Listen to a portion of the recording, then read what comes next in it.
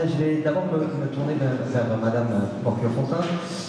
Avec votre double casquette, parce que finalement, ce qu'on a vu ce matin, c'est que tout ce qui touche autour du sport santé dans ses différentes dimensions repose beaucoup sur une articulation entre les collectivités locales, les structures de santé, les professionnels de santé, qui soient de la ville ou de l'hôpital, et à la fois avec votre regard d'élu local, parlementaire désormais, mais aussi avec votre casquette de vice-présidente de la Fédération hospitalière de France Provence-Alpes-Côte d'Azur. Comment est-ce que vous voyez cette articulation se faire sur le terrain, et quelque part, comment est-ce que vous envisagez d'impulser le cas échéant? D'abord, bonjour à tous. Je voudrais saluer mon ami et collègue, le sénateur Alain Mignon, brillant président de la Fédération hospitalière qui défend sur les bancs du Sénat avec beaucoup d'ardeur et beaucoup de compétences les intérêts de la fonction hospitalière. Et merci à Florence Arnaud et toute son équipe d'organiser cette belle journée. Disons que depuis, il a fallu attendre finalement 2016 et la prescription du sport sur ordonnance pour se rendre compte combien le sport était utile pour la santé. Les collectivités, en tout cas, ont tout de suite essayé de prendre ce sujet à bras-le-corps en mettant en place des actions, des politiques publiques au sein des communes qui sont 9 fois sur 10 main dans la main avec un établissement hospitalier et bien sûr avec des associations, enfin le tissu associatif sportif de la commune pour essayer de faire en sorte de donner accès au sport à un maximum de personnes, à un maximum de population, donc des valides, des non-valides, et c'est ça aujourd'hui que je voulais mettre en avant. Alors je suis élue d'un territoire et d'une commune qui s'appelle Antibes-Juan-les-Pins et qui a su dès 2020 prendre le tournant puisque nous avons créé la première maison de santé des Alpes-Maritimes. Aujourd'hui c'est une vraie réussite, c'est une sorte de guichet unique du sport où la population peut venir se renseigner pour pouvoir avoir accès au sport. Tout est financé par la commune. La commune a d'ailleurs financé 5 médecins au sein de cette maison de santé qui permet donc d'accueillir la population et de les orienter dans leur parcours de sport. Donc on peut venir avec une ordonnance. Il y a à peu près 300 patients qui sont suivis, mais qui sont suivis durant leur rééducation ou leur prescription, mais qui sont suivis après, c'est-à-dire qu'ils peuvent continuer leur parcours sportif, tout ça pris en charge par la commune. Je voudrais aussi saluer, mais je limiterai mon temps de parole parce qu'elle est dans la salle, elle représente aussi le département des Alpes-Maritimes, c'est le docteur Aubanel. On est un département très engagé sur le sport, sur tous les points de vue.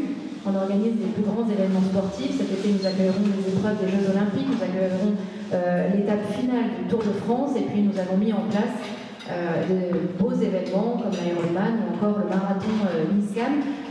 Ça peut vous paraître symbolique, mais c'est le témoin justement de l'intérêt qu'on porte pour les avantages de faire du sport sur un point de vue sanitaire. Donc nous avons créé assez récemment un institut qui s'appelle l'Institut Mozart. Le docteur Oubanel vous en dira un mot, où on vous expliquera comment justement on arrive à fédérer, à rassembler surtout et à permettre à tout le monde, mais vraiment à tout le monde, de pratiquer une activité sportive, qu'elle soit accessible.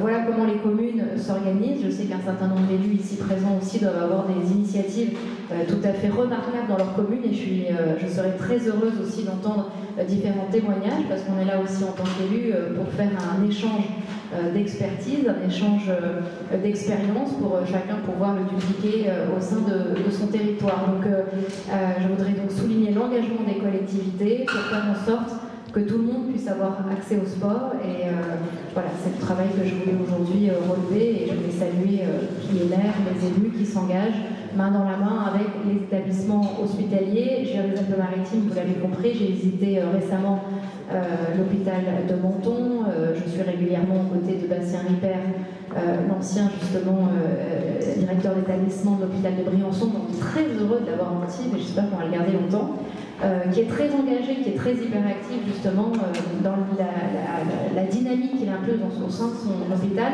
mais surtout dans le développement du sport aussi. Donc j'espère qu'il pourra en dire un mot, il en parlera bien mieux que moi, sur tous les avantages justement qu'il propose. Juste une chose, il y a 1 million de population dans les Alpes-Maritimes, sachez que 20% Les habitants des Alpes-Maritimes sont licenciés dans un club de sport, donc on estime, alors certains diront que c'est peut-être pas assez, mais on estime qu'une personne sur 5 qui pratique dans un club une activité sportive, c'est qu'on a quand même réussi à faire passer des messages. Et puis on a des initiatives, notamment au sein d'Alimentier, et je terminerai avec ça, où on permet aux fonctionnaires sur leur temps de travail de pratiquer une activité sportive. Donc voici des exemples de collectivités pour essayer de soutenir le sport et surtout soutenir la santé de nos concitoyens. Merci beaucoup Madame la Sénatrice. On a parlé effectivement d'Antibes ce matin, on va parler de Menton juste après, mais dans l'intervalle, je voudrais qu'on interroge le docteur Marblé. Vous êtes médecin du sport depuis 30 ans, mais vous avez travaillé, ça fait 25 ans que vous travaillez au sein du Centre provençal de médecine du sport.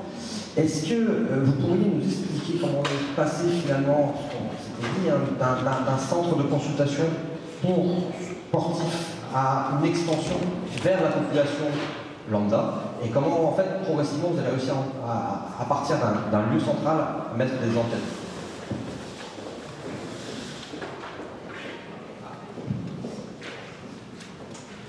Alors, c'est une histoire assez simple. En fait, j'ai été formé à la médecine du sport il y a plus de 30 ans à Marseille, puis ensuite je suis allé travailler à l'hôpital de Bagne, et j'y suis depuis donc 1992. Et après 98, une année où je pense que tout le monde sait ce que ça veut dire, on discute avec la direction et M. Jean-Claude Picard, que je pense que vous connaissez ici, et on parle de prévention. Et on se dit, et si on faisait aussi de la prévention en utilisant le sport?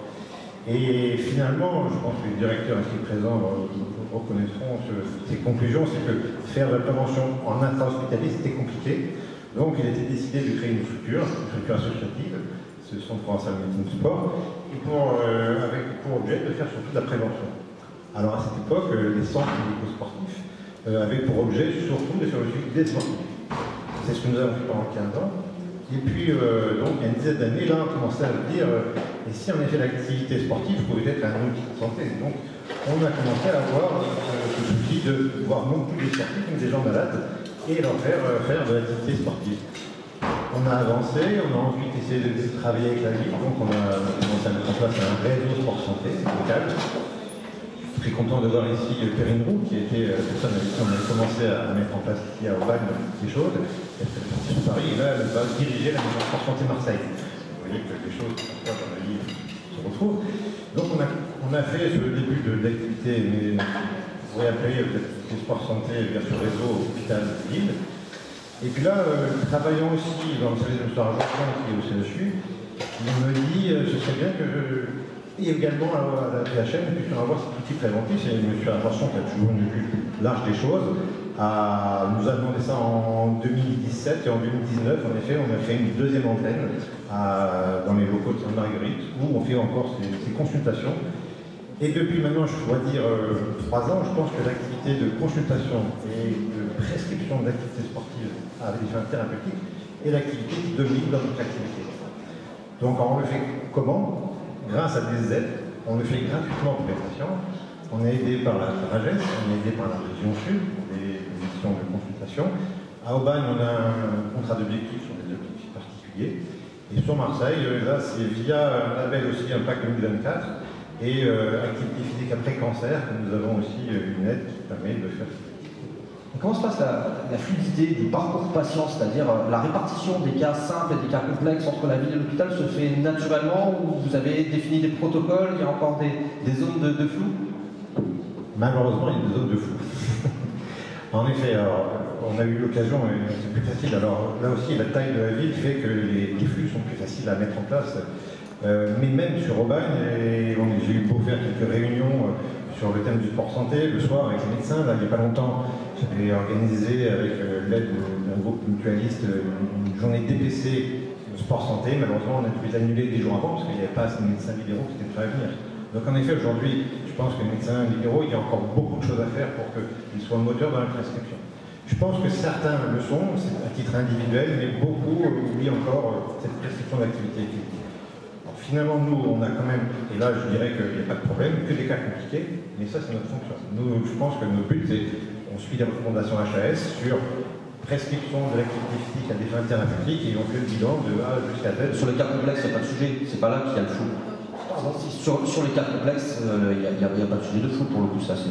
Là, c'est clair et c'est ce que nous faisons et c'est notre fonction. Ok, parfait, merci beaucoup. Je vais me tourner vers Sabrina Nassi. Vous avez lancé une prise en charge pluridisciplinaire en menton qui intègre des activités physiques adaptées depuis le mois de mars, si je ne me trompe pas, pour des groupes de 4-6 patients. Est-ce que vous pouvez nous en dire un mot, le type de patient que vous prenez en charge et là aussi comment ça se passe dans votre relation avec la ville, puisqu'on est sur une table ronde sur le sport d'équipe? Oui. Alors déjà, je vais rapidement faire un petit point de contexte sur l'origine du projet qui est un projet ville-hôpital. En fait, on est parti du constat, le CH Menton, du coup, a recruté les premiers enseignants en activité physique adaptée en 2017 à destination des patients qui sont hospitalisés en soins médicaux et de réadaptation.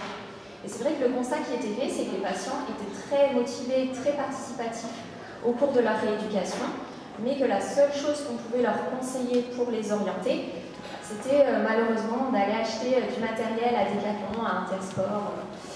Et on sait qu'au niveau motivationnel, forcément, on a une participation qui va diminuer, qui va chuter au niveau de la pratique. En termes de cartographie, c'est vrai que sur l'est du territoire, on est quand même assez court sur ce type d'offre de soins. Donc on s'est dit, pourquoi pas créer un projet de ville-hôpital, vraiment dans le but d'autonomiser les usagers à être plus actifs physiquement. Donc pour ça, on a créé une unité transversale d'activité physique à la santé en interne, qui est composée d'un médecin LPR, d'un coordonnateur en activité physique adaptée et d'un diététicien. Et c'est une équipe qui va prendre en charge effectivement de manière pluridisciplinaire les patients. Alors au niveau sélection patient, c'est forcément confronté à un problème en interne, qui est la valorisation de l'activité. On est quand même un établissement de santé publique et malheureusement, on ne peut pas forcément faire ce qu'on veut comme on le veut.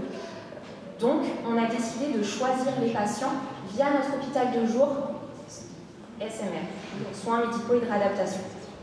On identifie des patients qui sont hospitalisés au sein de cet hôpital de jour et qui devraient en tout cas être accompagnés sur des pratiques plus actives. Et pendant 2 mois, on les accompagne. Donc on commence par une évaluation assez globale de fonctionnel au niveau psychosocial. Et derrière, on va leur proposer un programme sur 2 mois dans le but déjà de voir un petit peu leur appétence en fonction des différentes activités qu'on peut proposer et aussi leur montrer les niveaux de sécurité à ne pas franchir quand on pratique en autonomie. Là où intervient la ville, du coup, c'est sur les 10 mois restants. À la suite des 2 mois, on refait une évaluation interne et on oriente les patients sur la ville de Menton, du coup, via des enseignants en activité physique adaptée et où les patients peuvent bénéficier au total d'un programme d'1 an pour enfin, à la fin de ces 10 mois, les recevoir également, les réévaluer et essayer de voir en termes d'adhésion s'ils ont continué leur parcours en étant accompagnés. Vraiment, l'objectif, c'est d'autonomiser la population vers des pratiques plus actives. Merci beaucoup. 2 questions sur le sujet. La première, est-ce que j'ai bien compris, en fait, finalement, le dispositif est financé en finançant des patients qui sont des patients qui auraient dû être en hôpital de jour et finalement ils sont financés comme si c'était des patients d'hôpital de jour. En fait, les patients sont des patients d'hôpital de jour. Sur cette première phase, c'est vrai qu'on en est vraiment au balbutiement du projet. De manière un petit peu plus ambitieuse, ce qu'on souhaiterait à terme, c'est vraiment créer un lien avec la médecine de ville qui puisse nous orienter les patients et qu'on puisse également aussi agir vraiment en prévention. C'est un petit peu ce qu'on disait ce matin. L'objectif, c'est peut-être d'agir avant la survenue des problèmes, de venir limiter le passage aux urgences. Forcément, si on vient diminuer le risque de chute de la population âgée, on diminue le passage aux urgences. Si on améliore aussi les capacités fonctionnelles des usagers, forcément, lors d'une hospitalisation programmée, on va diminuer les durées moyennes de séjour. Donc, notre objectif, vraiment, c'est aussi derrière d'agir en prévention. Donc, c'est des patients actuellement, parce que c'était plus simple, entre guillemets, en termes de valorisation de l'activité, ce sont des patients de l'hôpital de jour qui sont sélectionnés pour intégrer un parcours sport-santé. Autre question, est-ce que vous envisagez de suivre ces patients, surtout une fois qu'ils se passent du côté ville finalement, avec un système de télésurveillance qui puisse être partagé entre la ville et l'hôpital? Alors non, ça n'a pas été envisagé. Ce qui a été réfléchi, c'est une sorte de carnet de suivi, ce qui peut aussi être un petit peu proposé dans certains programmes d'action sport santé. pour avoir un lien avec les médecins de ville, avec les professionnels de santé qui suivent déjà les usagers. Sur la télésurveillance, on n'en est pas à ce stade-là, et c'est vrai que ce n'est pas la volonté non plus de l'établissement. La volonté, c'est vraiment de créer une autonomie pour les usagers, c'est qu'on puisse les accompagner, mais que derrière, ils puissent être autonomes pour pouvoir continuer leur pratique. Nous, le seul contrôle qu'on a, c'est de pouvoir fournir une seconde évaluation au terme du programme d'1 an pour aussi prouver aux gens l'effet du programme, puisque en 1 an, on devrait avoir des améliorations tant au niveau fonctionnel qu'au niveau psychosocial. Merci beaucoup. Je vais me tourner enfin vers Cécile Hermévol. Vous êtes responsable de la maison Sport Santé Marseille en forme. Depuis ce matin, en fait, il y a 2 mots-clés qui reviennent quasiment systématiquement chaque table ronde, c'est proximité et articulation des acteurs. En quoi est-ce que les maisons sport santé permettent de répondre à l'un et à l'autre de ces 2 problématiques évoquées depuis ce matin? Oui, bonjour. En effet, les maisons sport santé et les structures pour lesquelles, la structure pour laquelle je représente aujourd'hui, l'idée c'est vraiment de proposer aux acteurs de la santé, du sport et aussi aux bénéficiaires, donc à tous les publics dont on parle depuis ce matin, que ce soit des patients ou même des gens en prévention, c'est de leur proposer un guichet unique, un interlocuteur unique qui leur facilite en quelque sorte la tâche et permettre de coordonner l'ensemble. C'est-à-dire que le sport santé, c'est quand même un sujet qui est assez vague. On a parlé à la fois de ce qui était de la notion de l'appât thérapeutique, il y a aussi le sport santé en prévention qu'on a évoqué aussi tout à l'heure. Tout ça, c'est quand même assez large et puis surtout, dans certains cas, il y a un protocole à respecter, dans un cas, c'est un peu plus ouvert.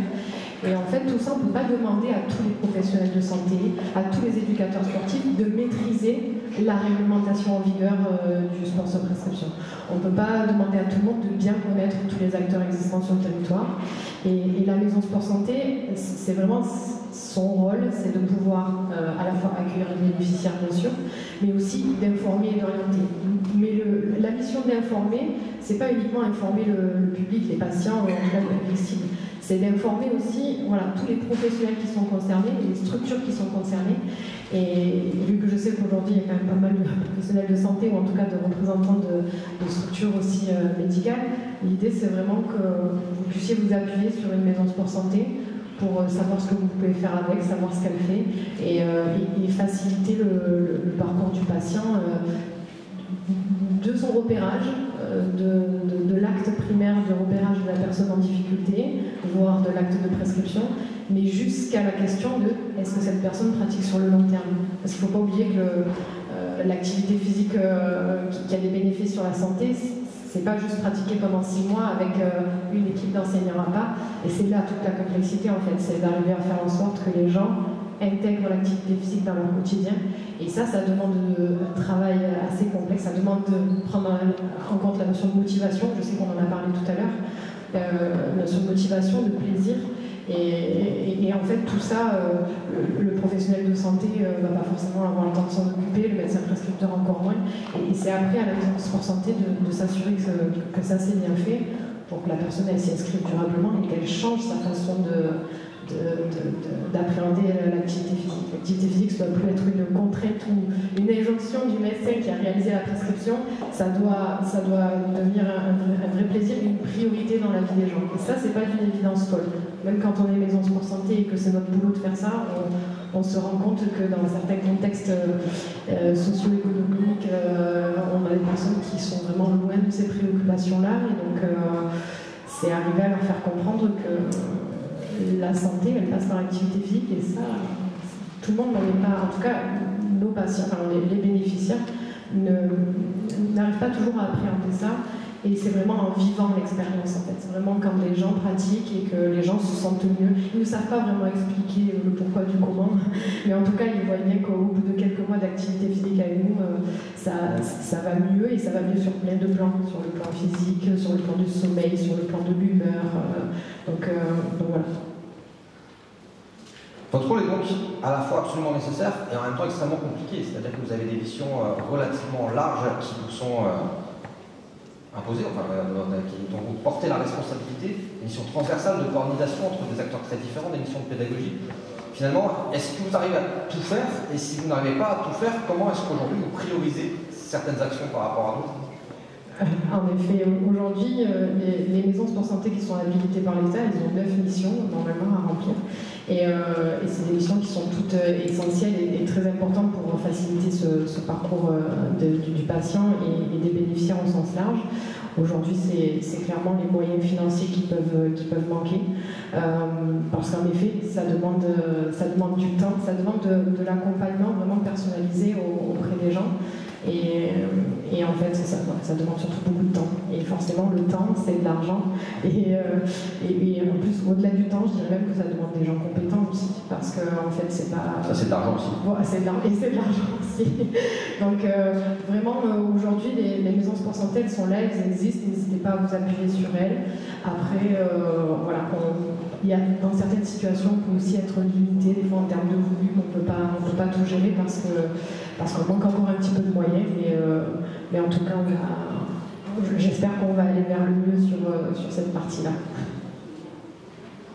Merci beaucoup. Je vous propose qu'on passe à un petit temps d'échange avec la salle. Est-ce que par rapport à tout ce qui vient d'être dit, vous avez des questions, des remarques ou des commentaires?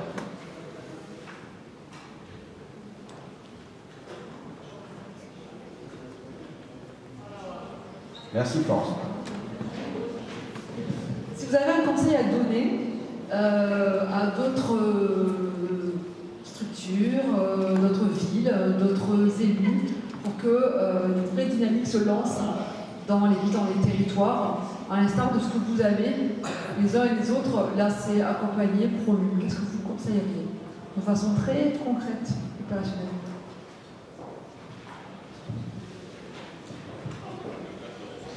Alors, qui répond? Docteur Barbet? On me dit, allez-y docteur, je me lance.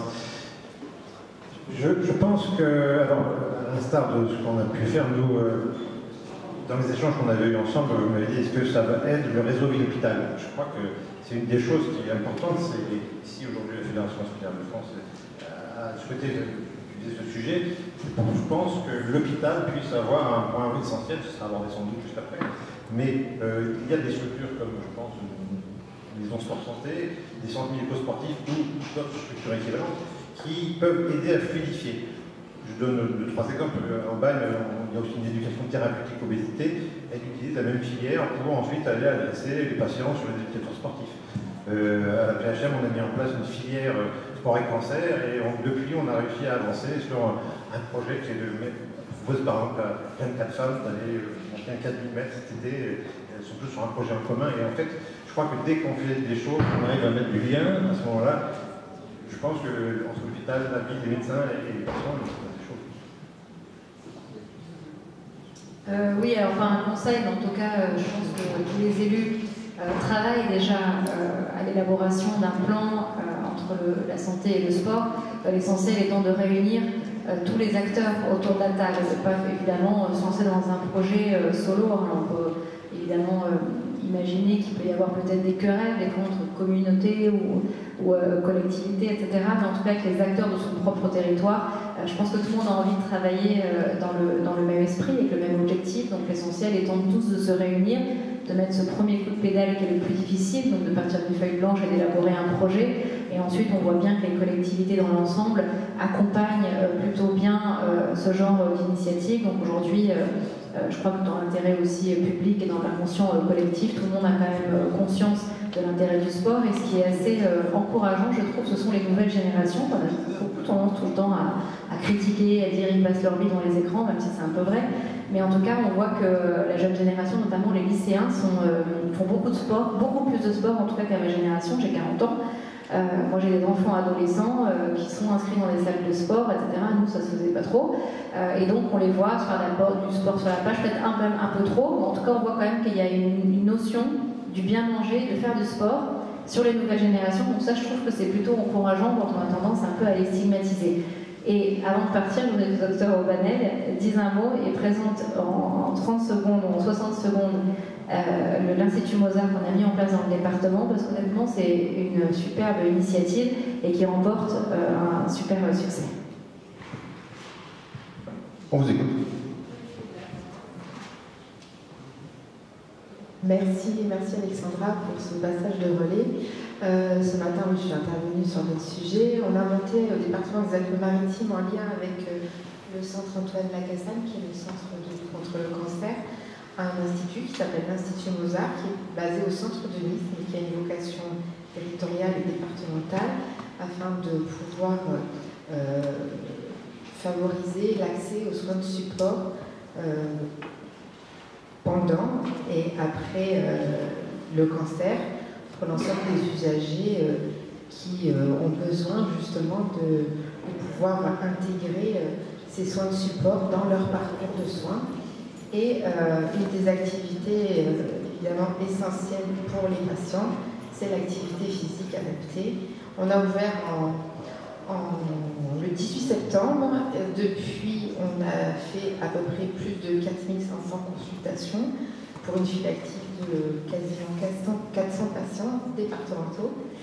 Et la moitié des activités sont des activités liées au sport, à l'activité physique adaptée, la marche nordique, l'activité en salle, le yoga, la danse, les sorties, enfin voilà. Donc on voit vraiment ce bénéfice-là pour les patients. Alors l'évaluation d'impact, c'est pas que les sourires et les remerciements, mais c'est vraiment déjà un premier pas vers le mieux-être pour ces patients. Et voilà, on a voulu impulser ça sur le département des Alpes-Maritimes, et c'est vraiment une action d'une collectivité départementale en partenariat avec un centre de référence et qui permet du coup cet accès à la santé favorisé pour des populations qui sont vraiment en difficulté là pour le coup à cause de la maladie. Merci beaucoup. On va donc clore cette table ronde en remerciant beaucoup les 4 intervenants. Merci à vous. Vraiment.